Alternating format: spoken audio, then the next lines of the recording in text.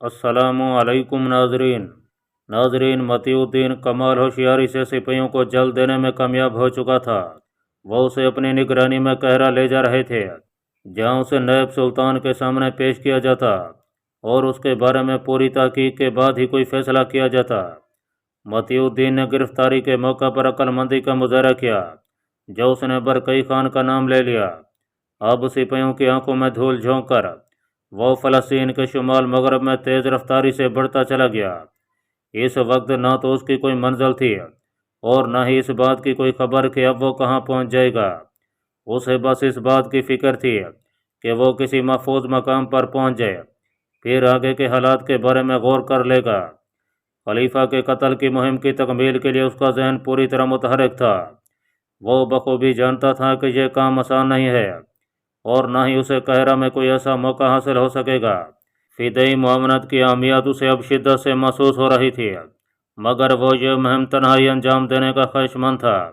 वो ख्यालों में उलझा हुआ घोड़ा दौड़ाता रहा। सफ़र की तवालत किसी कदर मज़ीद थी, वो इससे कतई तौर पर बेखबर था, इसलिए वो पानी का इस्तेमाल एहतियात से करता रहा। कई दिन की मुसाफत के बाद उसे दूर आबादी के आसार दिखाई दिए तो उसके जिस्म में अजीब सी सरशारी फैल गई। वो मुनासिब रफ्तार से आबादी के करीब पहुंचा तो उसे मालूम हुआ कि वो एक फसीलदार शहर था, जिसके गिर्द कई बस्तियां खुले मैदान में बसी हुई थीं। शहर की फसील पर लहराने वाले परचम को देखकर उसने इत्मीनान का सांस लिया कि वो जिस शहर में पहुंचा था वो मुसलमानों की मलकियत में ही था। शहर के बासियों ने वारद अजनबी पर अपनी निगाह डाली और फिर अपने अपने कामों में लग गए। मतीउद्दीन ने सबसे पहले ये मालूम किया कि वो कौन सा शहर है, तो उसे जवाब मिला कि इस शहर का नाम तंता है। मतीउद्दीन ने शहर तंता के बारे में कई सवाल किए। मकामी लोगों ने उसकी अजनबियत का अंदाज़ा लगाकर उसे कोतवाल शहर के पास भेज दिया। मतीउद्दीन के पास ना तो इतनी रकम थी कि वह किसी सराय में ठहरने का बंदोबस्त कर पाता और न ही शहर में कोई उसका आशना था। मतीउद्दीन ने अपनी जहानत का इस्तेमाल करते हुए कोतवाल शहर से मुलाकात की और ख़ुद को अजनबी और मजलूम करार देते हुए उससे मदद की दरख्वास्त की। कोतवाल शहर ने उसके सरापे पर गहरी नज़र डाली। कई दिन के सफ़र ने मतीउद्दीन की सूरत खांसी मुज़हका खेज बना दी थी। सर धूल से अटा पड़ा था और चेहरे पर गर्द की तह ने स्याही फैला डाली थी। कपड़े भी खासे मेले कुचेले थे। कोतवाल शहर ने इस मखलूकुल हाली के बारे में इस्तफसार किया तो मतीउद्दीन ने उसे बताया कि वो दमिश्क से कहरा की जानिब एक काफ़िले के साथ सफ़र कर रहा था कि अचानक उस काफ़िले पर लुटेरों ने हमला कर दिया। काफ़िला लूट लिया गया और बेशुमार मर्दों को हलाक कर दिया गया। वो बमुश्किल जान बचाकर वहाँ से भागा और भटकता हुआ इस तरफ आ निकला। उसका तमाम सरमायाहियात उस काफ़िले के साथ लुट गया। अब वो बिल्कुल कंगाल हो चुका है, लिहाजा उसके लिए यहाँ ठहरने का कोई बंदोबस्त किया जाए और न सिर्फ माली मुआवनत की जाए बल्कि उसे कहरा जाने के लिए ज़्यादा राह भी फराम किया जाए। कोतवाल शहर ने उसकी मन घड़त कहानी सुनने के बाद उसके साथ इजहार तअस्सुफ़ किया और ख़ुद को इस ज़मन में बेबस करार देते हुए उसे वाली शहर से मिलने का मशवरा दिया। मतीउद्दीन ने उसे दरख्वास्त की कि वह उसे किसी तरह वाली शहर तक पहुँचा दे, बाकी मामला वह खुद संभाल लेगा। कोतवाल शहर ने इस हद तक मदद पर आमादगी ज़ाहिर की और उसे वाली शहर के ख़ास महल तक पहुँचा दिया। मतीउद्दीन ने वाली शहर के सामने कुछ इस अंदाज से सरगुज़श्त बयान की कि वो काफ़ी मुतासर दिखाई दिया। उसने मतीउद्दीन से उस मकाम के बारे में दरियाफ्त किया जहाँ काफ़िला लुटने का हादसा पेश आया था, तो मतीउद्दीन ने यह कहकर खुलासी कराई कि वो चूँकि पहली बार इस जानिब आया है, इसलिए सही महल वक़ूअ से बिल्कुल ना वाकिफ़ है। दूसरा, उसे यह भी मालूम नहीं कि वो दमिश्क या कहरा के किस सिमत में इस वक्त मौजूद है। वाली शहर ने उसे तसल्ली दी और कोतवाल शहर को मामले की छानबीन का हुक्म दिया। वाली शहर ने बैतुल माल से कुछ रकम मतीउद्दीन के हवाले करने और सरकारी सराय में ठहराए जाने के अहकाम जारी किए। कोतवाल शहर मतीउद्दीन को साथ लेकर सरकारी सराय में चला आया। मतीउद्दीन ने उसका शुक्रिया अदा किया। सराय में पहुंचकर मतीउद्दीन ने सबसे पहले गुस्ल करके अपनी हालत दुरुस्त की। उसकी खस्ता हाली ने उसकी मुश्किल को आसाद आसान कर दिया था। दूसरे दिन मतीउद्दीन को रकम की एक थैली भी मिल गई। उसने तंता में कुछ दिन रुकने का फैसला किया ताकि वह अपनी मुहिम की कामयाबी के लिए कोई नया अमल तैयार कर सके। वो बेमकसद तंता के बाजारों और गलियों में घूमता रहता ایک شام وہ وقت گزاری کے لیے تنتا کے بے رونق بازار میں گھوم رہا تھا کہ اس کی نگاہ ایک شخص کے سراپے پر ٹھہر گئی۔ وہ کوئی بدو محسوس ہوتا تھا۔ وہ عرب بدو کی طرح سفید لباس میں ملبوس تھا اور اس کا چہرہ مامے کی اوٹ میں یوں چھپا ہوا تھا جیسے اس نے جان بوجھ کر چہرہ چھپا رکھا ہو۔ وہ تیزی سے قدم اٹھاتا ہوا ایک جانب چلا جا رہا تھا۔ جانے کیوں متی الدین کے ذہن میں یہ خیال ابھرا کہ یقیناً اس شخص کا تعلق فدیوں سے ہی ہوگا۔ اس کا خود کو چھپانے والا انداز ہو بہو فدیوں سے مشابہ تھا۔ متی الدین نے چند ساتوں میں اس امر کا فیصلہ کیا کہ وہ اس شخص کی اصلیت کا کھوج ضرور لگائے گا، اور پھر وہ اپنے تجسس کی تسکین کے لیے خاموشی سے اس کے پیچھے ہو لیا۔ ناظرین، سلطان رکن الدین بیبرس انطاکیہ کی بلند و بالا فصیل کے دامن میں اسلامی لشکر کے ساتھ شہر کے انتظامات کے بارے میں غور کر رہا تھا۔ اس کے مملوک سالار اس کے ساتھ تھے۔ مملوک سالاروں کو لشکر کشی کی اس مہم پر تو کوئی اعتراض نہیں تھا، مگر وہ بلاد اسلامیہ سے دوری کو شدت سے محسوس کر رہے تھے۔ انہوں نے ڈھکے چھپے الفاظ میں سلطان بیبرس کی توجہ اس جانب مبذول کرانے کی کوشش کی۔ سلطان بیبرس ان کے چہروں پر پھیلی ہوئی اضطرابی لہروں کو بھانپ گیا۔ اس نے کڑے الفاظ میں انہیں خود کو مطمئن رکھنے کا حکم دیا۔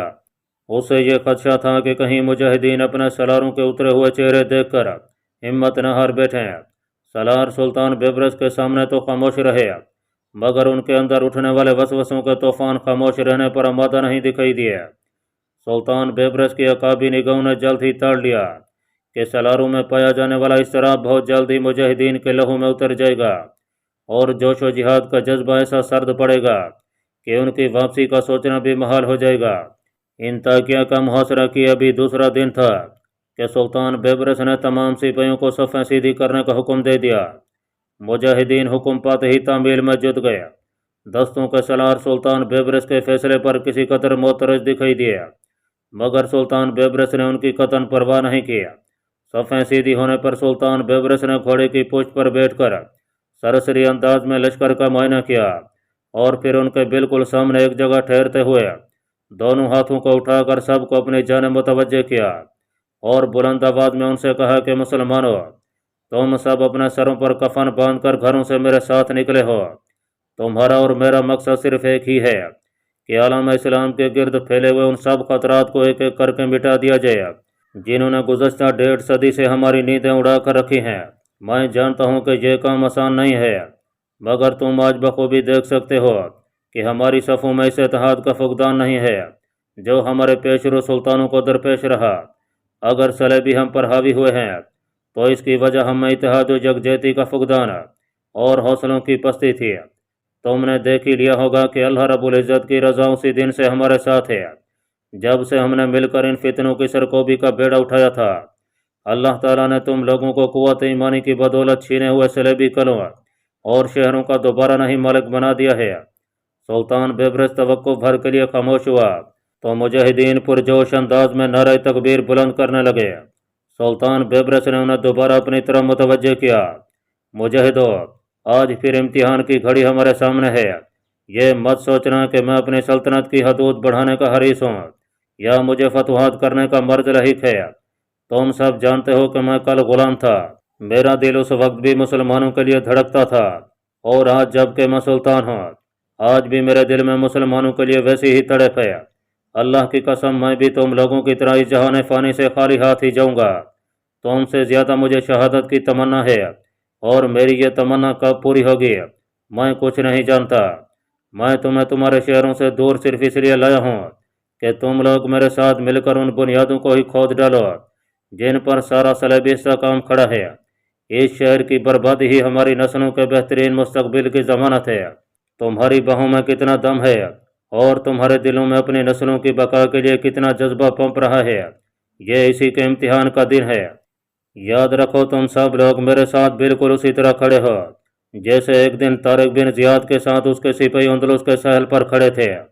طارق نے اپنی کشتیاں جلا کر انہیں یہ باور کرایا تھا کہ واپسی کا اب کوئی راستہ باقی نہیں بچا، انہیں یا تو اندلس فتح کرنا ہوگا یا شکست قبول کرنا ہوگی۔ آج میں بھی یہی تم سے کہہ رہا ہوں کہ تم سب کو مل کر انطاکیہ فتح کرنا ہوگا یا پھر نصرانیوں کے ہاتھوں مرنا ہوگا۔ دونوں راستے تمہارے سامنے ہیں، شہادت کی موت یا پھر فاتحوں کی طرح سر اٹھائے ہوئے۔ سلطان بیبرس کے خطاب نے مجاہدین کے اندر ایسی گرمی و ولولہ برپا کر دیا کہ وہ اسی وقت انتاکیہ کا فیصلہ کرنے پر تل گئے۔ سلطان بیبرس نے لوہا گرم دے کر ضرب لگانے میں کوتاہی نہیں کیا۔ حکم پاتے ہی مجاہدین انتاکیہ کی فصیل پر ٹوٹ پڑے۔ نصرانی سپاہیوں نے اسلامی لشکر کا جرحانہ انداز دے کر فصیل کے برجوں میں سے تیروں کی بارش برسانا شروع کر دی، مگر ان کی کوشش کارگر ثابت نہ ہوئی۔ مجاہدین غیظ و جوش میں دیوانے ہو چکے تھے۔ جذبہ شہادت کا شوق کچھ ایسا لذت امیز تھا کہ وہ اپنی جان کی پرواہ کیے بغیر فصیل پر چڑھتے چلے گئے۔ برجوں پر تعینات نصرانی سپاہی مجاہدین کی ثروت انگیزی اور جرأت کے مظاہرے دیکھ کر خوفزدہ ہونے لگے۔ ان کے اعصاب ڈھیلے پڑنے لگے اور بہت جلد مجاہدین نے برجوں کا اختیار اپنے قبضے میں لے لیا۔ فصیل کا ایک بڑا حصہ مجاہدین کے قبضے میں آ چکا تھا۔ پھر جب مسلمان سپاہیوں کی نظر فصیل پر نصرانی سپاہیوں سے نبرد آزمائش اپنے سلطان پر پڑی تو ان کے اندر برق سی بھر گئی۔ سلطان بیبرس کو اپنے شانہ بشانہ لڑتے دیکھ کر انہیں نہ صرف روحانی طور پر مسرت حاصل ہوئی بلکہ ان کے حوصلے بھی مزید بڑھ گئے۔ مملوک سراروں نے جب پہلے حملے میں اتنی بڑی کامیابی کا مشاہدہ کیا تو انہیں اپنے خدشات مٹتے ہوئے محسوس ہوئے۔ سلطان بیبرس نے فصیل پر کھڑے ہو کر انہیں اپنی کارروائی شروع کرنے کا حکم دیا تو انہوں نے برق رفتاری سے منجنیقوں اور سفر مہنوں شہر پر پتھروں کی برسات شروع کر دی۔ سلطان بیبرس اس مرتبہ پوری تیاری کے ساتھ قاہرہ سے نکلا تھا۔ سامان حرب کا بھرپور انداز میں استعمال کیا گیا۔ اسلامی لشکر کی زیادہ کوشش یہی رہی کہ نصرانی سپاہیوں کو سنبھلنے کا موقع ہی نہ دیا جائے۔ انطاکیہ کے صلیبی محافظوں اور سپاہیوں نے جب اسلامی لشکر کی ولولہ انگیزی کا منظر دیکھا تو وہ جلد ہی سنبھل گیا۔ ان کے پاس بھی آلات حرب و ضرب کی کمی نہیں تھی۔ بہت مختصر وقت میں منظم ہو گیا اور اسلامی لشکر کے سامنے ڈٹ کر کھڑے ہو گیا۔ سلطان بیبرس کی ہدایت کے مطابق دوہری فصیل میں اتنا بڑا شگاف کر دیا گیا کہ اسے فوری پور کرنا نصرانیوں کے بس کی بات نہیں تھی۔ اس تمام حصے پر اسلامی لشکر کا قبضہ تھا۔ فصیل کے ملبے سے خندق پور کر دی گئی اور اسلامی لشکر پوری قوت سے شہر کے اندرونی حصے میں داخل ہو گیا۔ اس گھمسان کا رن پڑا کہ انطاکیہ کے گلی کوچوں میں خون کی ندیاں بہنے لگیں اور ہر طرف نعشوں کے انبار لگ گئے۔ مجاہدین اپنے گھروں سے سینکڑوں میل دور سر پر کفن باندھے لڑ رہے تھے۔ انہیں بخوبی معلوم تھا کہ اگر وہ یہاں شکست کھا گئے تو پھر انہیں نہ تو بلاد مصر میں پناہ مل سکتی ہے اور نہ ہی بلاد شام میں۔ سلطان بیبرس کو اپنے پہلو بہ پہلو والہانہ انداز میں لڑتے دیکھ کر ان کی ہمتیں دو چند ہو جاتی ہیں۔ انطاکیہ کے محافظوں نے پورا زور لگا لیا کہ وہ کسی طرح مسلمانوں کو شہر سے باہر دھکیل دیں، مگر ان کی کوششیں کارگر ثابت نہ ہوئیں۔ 6 دن کی مسلسل خون ریز لڑائی کے بعد انہوں نے یہ جان لیا کہ اب سلامتی اسی میں ہے کہ ہتھیار ڈال دیے جائیں، ورنہ مسلمانوں کے ہاتھوں پورا شہر ہلاک ہو جائے گا۔ سلطان بیبرس نے نصرانیوں کے ہتھیار ڈالنے پر ان سب کو گرفتار کر لیا۔ مورخ عبدالفدا کے مطابق جو اس جنگ میں خود بھی بطور سپاہی شامل ہوا تھا، نصرانیوں کے 16,000 سپاہی مقتول ہوئے اور 1.25 لاکھ کے قریب جنگی قیدی بنائے گئے۔ مال غنیمت کی اس قدر افراد تھی کہ درہم و دینار تھیلیاں بھر بھر کر سپاہیوں میں تقسیم کیے گئے۔ سلطان بیبرس نے انطاکیہ کا تمام انتظام خود سنبھالا اور تمام اطراف میں سپاہیوں کو پھیلا دیا۔ شہر کی بلند و بالا فصیل مسمار کر دی گئی اور نصرانی رعیت کو آزادی دی گئی کہ وہ اگر چاہیں تو انطاکیہ چھوڑ کر جا سکتے ہیں۔ بے شمار خاندان انطاکیہ سے نقل مکانی کر گئے۔ عرض مشرق میں موجود دوسری قدیم ترین لاطینی ریاست ہمیشہ کے لیے ختم ہو گئی۔ انطاکیہ کو اسلامی سلطنت کا حصہ قرار دے کر وہاں فوری طور پر ایسے انتظامات کیے گئے کہ نصرانیوں کی دوبارہ کوئی بھی عسکری کوشش کامیاب نہ ہو سکے۔ شہر کے چاروں جانب فوجی چھاؤنیاں قائم کی گئیں۔ سلطان بیبرس نے اب تک صلیبی جنگجوؤں پر جو فتوحات حاصل کی تھیں، یہ فتح ان میں سب سے بڑی اور حقیقی معنوں میں فتح الفتوح حیثیت رکھتی تھی۔ 170 برس پہلے صلیبی جنگجوؤں نے اس ریاست پر قبضہ کر کے مسلمانوں کو یہاں سے نکال باہر کیا تھا اور 170 سال بعد سلطان بیبرس نے وہی سلوک ان کے ساتھ کیا۔ سلطان بیبرس نے تمام انتظامات سے فارغ ہو کر کاتب کو بلوایا اور اسے ایک نامہ لکھنے کا حکم دیا۔ کاتب قلم دان لے کر بیٹھ گیا تو سلطان بیبرس نے بولنا شروع کیا۔ بلاد مصر کے سلطان بیبرس کی جانب سے انطاکیہ کے شاہ برہمن کے نام مجھے بے حد افسوس کے ساتھ یہ بتانا پڑ رہا ہے کہ انطاکیہ میں تمہارے آدمیوں میں سے ایک بھی ایسا نہیں بچا جو تمہارے پاس پہنچ کر اس شہر کے انجام سے مت نہ کرتا۔ اس لیے ہم خود یہ ناگوار فرض بجا لے ہیں جن استحکامات پر تم کو بے حد ناز تھا وہ سب کے سب ملیام بیٹھ ہو چکے ہیں، چونکہ ان کی بربادی پر تمہارے ساتھ کوئی بھی اظہار ہمدردی کرنے والا نہیں ہے، اس لیے ہم ہی تمہارے ساتھ ہمدردی کا اظہار کرتے ہیں۔ سلطان بیبرس نامہ لکھوانے کے بعد سلطان بیبرس نے ایک قاصد کو بلوایا اور نہایت تیز رفتاری سے اسے یہ نامہ عرض نوبہ میں مقیم شاہ بہمن تک پہنچانے کا حکم دیا۔ مملوک سالار سلطان بیبرس کی تحریر کے الفاظ سننے کے بعد اس کیفیت کا اندازہ لگانے کی کوشش کر رہے تھے جو نامہ ملنے کے بعد انطاکیہ کے حکمران شاہ بہمن پر بیتنے والی تھی۔ ناظرین، گل وقوز اپنے مخصوص کمرے میں موجود تھی کہ جب اسے یہ خبر دی گئی کہ شیخ الرئیس اسے بالمشافہ ملاقات کے لیے خود وہاں پہنچنے والا ہے۔ یہ سن کر گل وقوز حیران رہ گئی کیونکہ ایسا پہلے کبھی نہیں ہوا تھا۔ وہ اس بات پر غور کرنے لگی کہ ایسی کیا بات ہو سکتی ہے جس کے لیے شیخ کبیر الدین کو خود اس کے پاس آنا پڑ رہا ہے۔ اگر واقعی اس سے کوئی کام تھا تو اسے خود آنے کی تکلیف کیوں گوارا ہوئی؟ وہ کسی بھی غلام کے ذریعے اسے طلب کر سکتا تھا۔ وہ اسی سوچ و بچار میں مبتلا تھی کہ شیخ الرئیس وہاں پہنچ گیا۔ اس کے چہرے پر گہری سنجیدگی چھائی ہوئی تھی، ماتھے پر پھیلی ہوئی شکنیں کسی پریشانی کی عکاسی کر رہی تھیں۔ وہ دھیمے قدموں سے چلتا ہوا قریب موجود ایک کرسی پر یوں بیٹھ گیا جیسے وہ کئی کوس سفر طے کر کے آیا ہو۔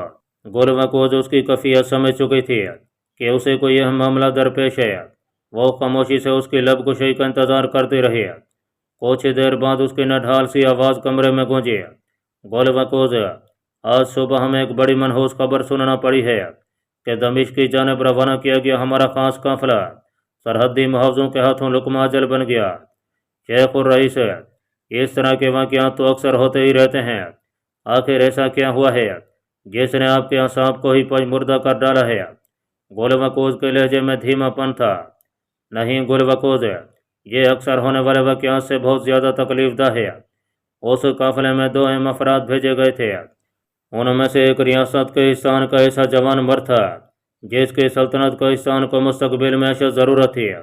اس کی ہلاکت سے مجھے یوں لگتا ہے جیسے میں آدھی موت کا شکار ہو گیا ہوں۔ حیرت کی بات ہے کہ میں ایسے فرد کے بارے میں کچھ نہیں جانتی، گل وقوز نے کہا۔ اس کا نام شیخ ابو نصر تھا۔ وہ ایسے مر کے تنہائی سر انجام دیتا تھا جن کے بارے میں سوچنا بھی محال دکھائی دیتا ہے۔ بلاد اسلامیہ کی کئی سربراہ وردہ شخصیات اس کے ہاتھوں موت کے گھاٹ اتر گئیں۔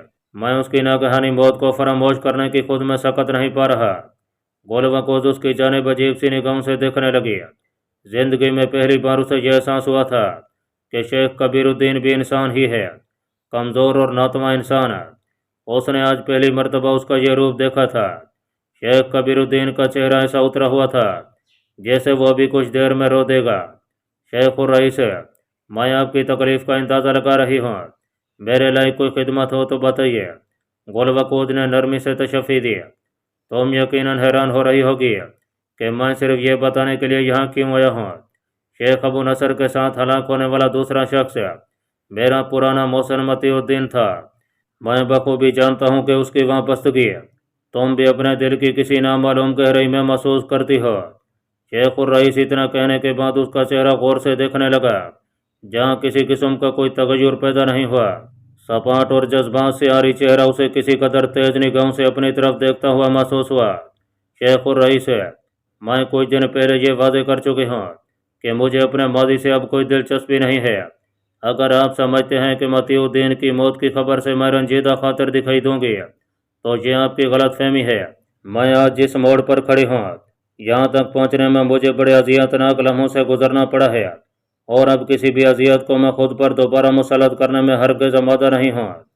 گل وقوز کی آواز میں نہ صرف درستی تھی بلکہ اس میں چھپا ہوا استحکام بھی نمایاں جھلک رہا تھا۔ شیخ کبیر الدین نے اس کی بات پر سر جھکا لیا۔ شاید اسے اس بات پر ندامت محسوس ہوئی تھی کہ وہ اس کمزور عورت سے بھی گیا گزرا ہے کہ ایک چھوٹے سے غم کو برداشت نہیں کر پایا۔ شیخ الرئیس، یہ بھی تو ممکن ہے کہ وہ دونوں ہلاک نہ ہوئے ہوں بلکہ موقع پا کر نکل گئے ہوں۔ گل وقوز نے خود ہی بات کا موضوع بدل دیا۔ کاش ایسا ہی ہوتا، مگر میرے مخبروں نے پوری چھان بین کے بعد خبر دی ہے کہ اس قافلے میں صرف ایک شخص زندہ بچا تھا جسے گرفتار کر کے نامعلوم سمت میں روانہ کر دیا گیا ہے، اور وہ ان دونوں میں سے کوئی نہیں تھا کیونکہ انہوں نے دونوں کی لاشیں اپنی آنکھوں سے عسکری چھاونی میں پڑی دیکھی ہیں۔ شیخ کبیر الدین کا لہجہ رندا ہوا تھا۔ गुलबकोज तो ये सुनकर चुप रही। اس کا ذہن جانے کیوں یہ بات تسلیم کرنے کو تیار نہیں تھا کہ متی الدین جیسا شخص اتنی آسانی سے مر سکتا ہے۔ اگر اسے ایسی ہی موت مرنا ہوتا تو وہ سرائے میں ہی مر چکا ہوتا۔ اپنی اس کیفیت کا وہ کوئی نام نہ دے پائی۔ شیخ کبیر الدین نے کچھ توقف کے بعد خود ہی گفتگو کا ربط جوڑا۔ گلبکوز، میں نے بڑی سوچ و بچار کے بعد یہ فیصلہ کیا ہے کہ اس مہم کی تشکیل کی ذمہ داری تم پر ڈالوں۔ مجھے پوری امید ہے کہ تم اس بار سابقہ ناکامی کی طرف واپس نہیں ہوگی۔